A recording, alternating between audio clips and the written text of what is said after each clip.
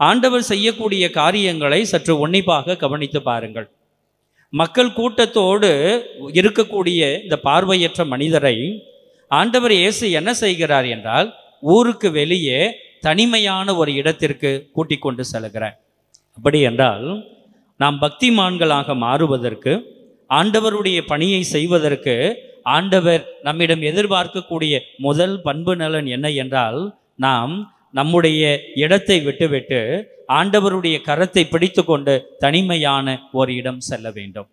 யார் ஒருவர் ஆண்டவருடைய கரத்தை பிடித்து கொண்டு ஆண்டவரோடு தனிமையான இடம் சென்று ஆண்டவரிடமிருந்து கற்றுக்கொள்ளுகிறார்களோ அவர்கள் நல்ல பக்திமான்களாக, ஆண்டவருடைய நல்ல பணிகளை செய்யக்கூடிய நல்ல மனிதர்களாக மாற முடியும் என்பதனை ஆண்டவர் கொடுக்கக்கூடிய ஒரு படிப்பினை தான் இந்த வழிமுறை.